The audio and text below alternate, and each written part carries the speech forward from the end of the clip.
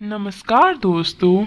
एक समय की बात है, ज्योति और राघव एक दूसरे से बहुत प्यार करते थे।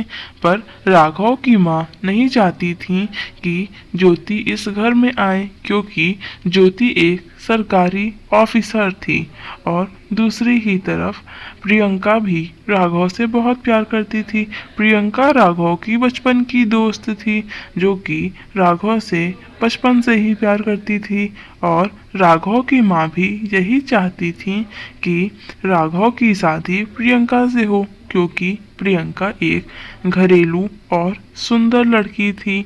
लेकिन राघव चाहता था कि उसकी शादी सिर्फ और सिर्फ ज्योति से हो, जिसके लिए वो अपनी माँ से बहुत बहस करता है।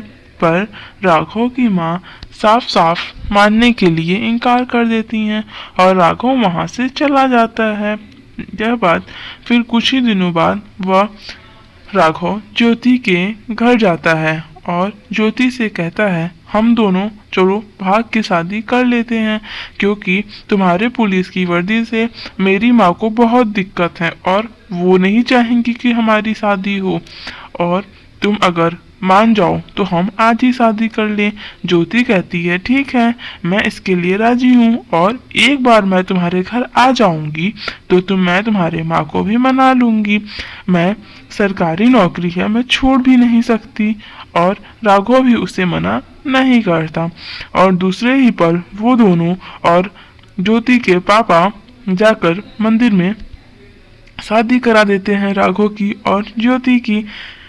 जिससे जब वह दोनों घर जाते हैं तो राघव की माँ वो दोनों को बहुत खरी खोटी सुनाती हैं कि तुम दोनों ने शादी क्यों की। अब मैं अपने बचपन की दोस्त शीला की बेटी को क्या जवाब दूंगी। अब मेरे पास जवाब देने के लिए कुछ नहीं रह गया। राघव, तुम्हें ऐसा नहीं करना चाहिए था। अब तुमने अगर ऐसा कर ही लिया है तो ठीक है। इस पे राघव कहता है, नहीं माँ, मैं सिर्फ ज्योति से प्यार करता था। अगर मैं प्रियंका से शादी कर भी लेता तो मैं उसे कभी खुश नहीं रख पाता। और फिर राघव की माँ उन दोनों की आरती उतारती हैं और फिर यहीं पे वो दोनों अपने अपने रूम में चले जाते हैं। दूसरे ही दिन प्रियंका उनके घर पे आती है और देखती है कि राघव की शादी हो चुकी है। तो प्रियंका राघव को बहुत खरी खोटी सुना देती है। कहती है कि तुम अपने जीवन में कभी खुश नहीं रहोगे, और अगर तुम खुश रहोगे भी तो मैं तुम्हें खुश रहने नहीं दूंगी। इस पे राघव की माँ कहती है, तुम ये कैसे बात कर रही हो मेरे बेटे से। अच्छा हुआ मैंने तुम्हारी शादी अपने बेटे से नहीं की। इस पे प्रियंका कहती है, हट बुढ़िया, तुम मुझे बताओगी मुझे कैसे बात करनी है और कैसे नहीं करनी है। और यह कह के प्रियंका वहाँ से चली जाती है। और ऐसे ही कुछ दिन बीत जाते हैं। और एक दिन राघव और ज्योति कमरे में बात करा करते थे और राघव की माँ भी प्रियंका से अब खुश थी। एक दिन राघव और ज्योति मंदिर जाने के लिए बाहर निकलते हैं और तभी रास्ते में उनकी मुलाकात होती है प्रियंका से।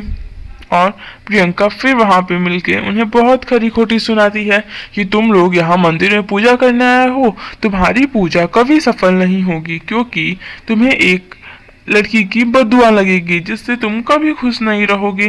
तुम अपने जीवन में हमेशा दुख रहोगे और उसका कारण हमेशा ज्योति रहेगी। इस पे ज्योति कहती है कि प्रियंका को इतनी दिक्कत क्यों है हमारे शादी से, अब तो उसे भी समझ जाना चाहिए। ऐसे ही कुछ दिन बीतता है और ज्योति फिर एक दिन मंदिर जाने के लिए घर से बाहर जाती है। लेकिन शाम हो जाता है और राघव घर पे आता है तो शीला उससे कहती है कि अभी तक ज्योति का कोई अता पता नहीं है। वो सुबह का ही मंदिर गई हुई है, पर अभी तक वह घर नहीं आई। और तभी ज्योति घर आती है और सीधा अपने कमरे में चले जाती है बिना किसी से बात किए हुए। तो उसकी सास बोलती है, इसे क्या हो गया। और तभी राघव भी उसके पीछे पीछे कमरे में चला जाता है।